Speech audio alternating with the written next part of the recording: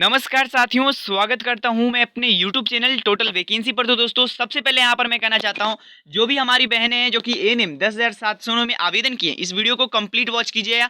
एक बहुत ही महत्वपूर्ण सूचना आप सभी को बताने वाला हूं। साथ ही में दोस्तों अपडेट दूंगा कि काउंसलिंग लिस्ट कैसे तैयार होता है बीटीएससी के माध्यम से, और साथ ही में दोस्तों कौन से लोगों का चांस ज़्यादा है मेरिट लिस्ट में बनने को लेकर के। क्योंकि बहुत सारे कैंडिडेट सर पूछते रहते हैं कि सर कट ऑफ बनाइए मेरिट पर के ऊपर, कि मेरिट में कौन लोग यहाँ पर आएंगे, कितने नंबर पर आएगा।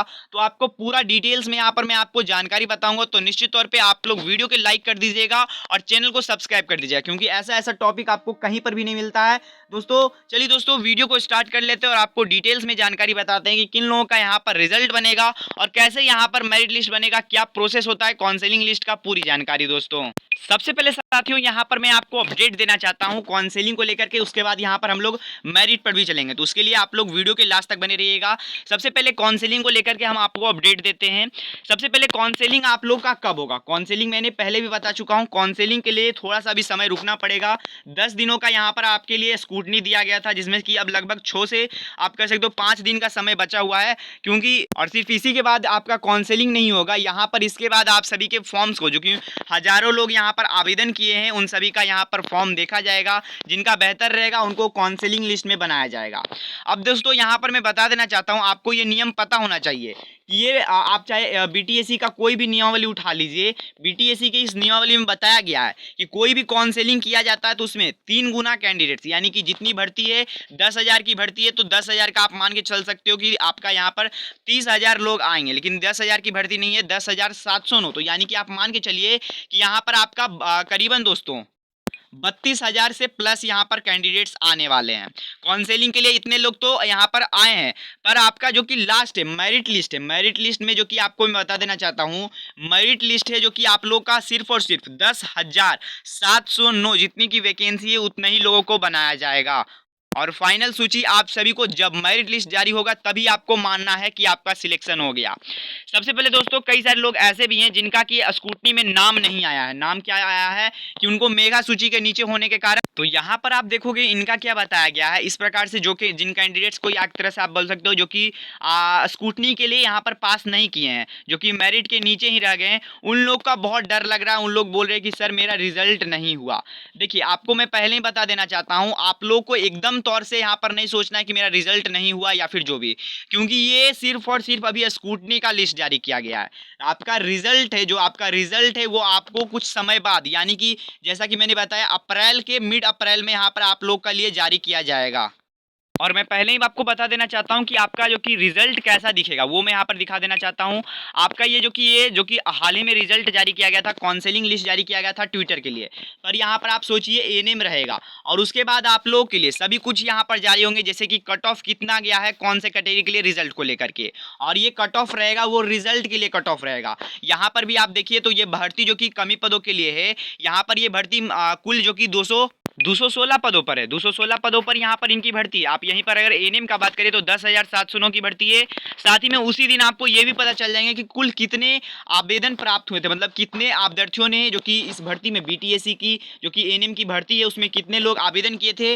और करीबन आप सभी के लिए, जैसे कि इनको अगर आप तिगुना करोगे, मतलब 216 गुने 3 करोगे तो करीबन आपका यहाँ पर 600 करके कुछ आएगा। 600 यहाँ पर आप लोग के कुछ आएगा, 648 के करीबन यहाँ पर आप सभी के लिए आएगा। और फिर यहाँ पर नीचे आप आओगे तो उनका रिजल्ट यहाँ पर आप लोग को मेंशन देखने को मिलेगा। फिर यहाँ पर आप लोग का कब काउंसलिंग होगा उसका डेट दिया जाएगा। साथ ही में आपके जो नाम रहेंगे वो आपको यहाँ पर नीचे दिए जाएंगे। अब जिन कैंडिडेट्स का यहाँ पर मेगा सूची के नीचे होने के कारण से यहाँ पर चयनित नहीं किए गए हैं, उन लोग को भी ज़्यादा उदास नहीं होना, क्योंकि जब तक फाइनल रिजल्ट आप सभी के लिए आपका जो भी रिजल्ट काउंसलिंग के लिए रिजल्ट है वो जब तक नहीं आता तब तक आपको एकदम निश्चित तौर पे नहीं आपको आशा तोड़ देना है। क्योंकि जिनका करीबन में, मतलब करीबी में, मतलब कह देना चाहता हूँ, जैसे कि आपको पता होना चाहिए बीसी में 50 प्लस में लिया गया, 50 में भी किन्हीं किन्हीं का नहीं लिया गया है, 50 प्लस में लिया गया है। तो जिनका 49 है, जिनका 48 नहीं कहना चाहता हूँ, जिनका 49 तक है, उनको बहुत ज़्यादा चांस है कि उन लोगों का भी जो कि रिजल्ट में नाम आ सकता है। क्योंकि कई सारे लोग हैं जो कि अभी छटेंगे, अभी बहुत सारे लोग हैं जिनको कि अभी दिया गया है मौका, अगर नहीं सुधार करते हैं तो उन लोग को जो कि कोई अदर कैटेगरी में डाल दिया जाएगा, किन्हीं को कहीं और कर दिया जाएगा।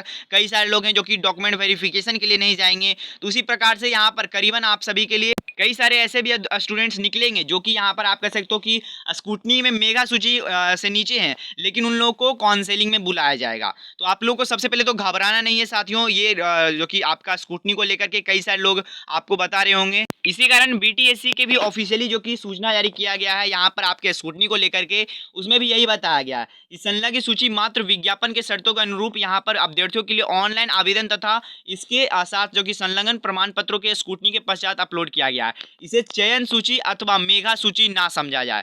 तो यहाँ पर देखिए, जिन लोगों का अगर सभी कुछ सही है तो उनका आप मान सकते हो कि 90% जो कि उनका चयन लगभग निश्चित है।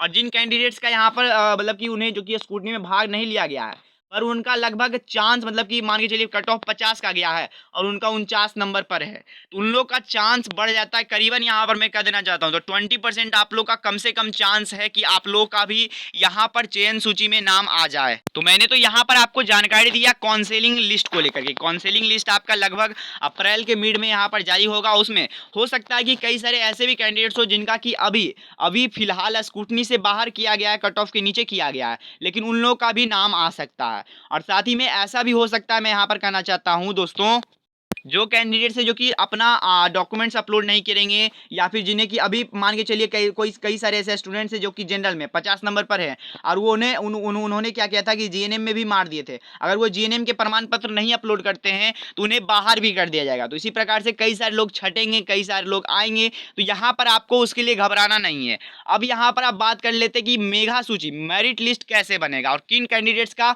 ज़्यादा चांस है कि यहाँ पर मेगा सूची में नाम आने का। सबसे पहले साथियों आपको पता होना चाहिए कि आपके सभी कैटेगरी के लिए अलग अलग सीट रिजर्व किया जाता है। यानी कि अगर आप बात करें बीसी कैटेगरी के लिए तो इनके लिए भी करीबन यहाँ पर आप मान के चल सकते हो 1500 के कुछ पद यहाँ पर उनके लिए हैं। जनरल के लिए बात करो तो 3000 कुछ उनके लिए पद हैं। उसी प्रकार से सभी कैटेगरी के लिए अलग अलग पद यहाँ पर निर्धारित रहते हैं। ये नहीं कि 10,709 पद है तो ये सभी कैटेगरियों के लिए एक समान है। सभी कैटेगरियों का अलग अलग यहाँ पर रिजर्वेशन होता है दोस्तों। यहाँ पर अगर आप विज्ञापन इसका डिटेल्स वाला जो सूचना देखोगे उसमें आपको पता चलेगा कि जनरल कैटेगरी के लिए 3,500 जो कि लगभग 39 पद थे। साथ ही में जो कि अनुसूचित जाति है मानी कि एससी कैटेगरी के हैं उन लोगों के लिए करीबन 2100 पद थे। साथ ही में जो कि ईबीसी वाले हैं, ईबीसी वाले कैंडिडेट्स के लिए यहाँ पर पदों की संख्या ज़्यादा थी। ईबीसी वालों के लिए भी यहाँ पर करीबन 2403 था। लेकिन जो पिछड़ा वर्ग है बीसी कैटेगरी, इसी कारण से यहाँ पर आपका बीसी में जो कि आप कह सकते हो हाई भी गया है कट ऑफ। इसी के कारण से यहाँ पर थोड़ा बहुत आप कह सकते हो बीसी में दो प्रकार के हैं, बीसी महिला और बीसी। तो यहाँ पर दोनों एक ही में आ जाएंगे, ये आपको समझ लेना है, क्योंकि महिलाएं हैं जो कि एएनएम ज़्यादातर वैकेंसीज में आवेदन करते हैं, तो यहाँ पर दोनों एक ही में आ जाएंगे। साथ ही में इनमें आप अगर जोड़ोगे तो करीबन 1500 के करीबन पद यहाँ पर निकलेंगे, 1500 या फिर 1600 के पद यहाँ पर आप लोगों को करीबन निकलेंगे।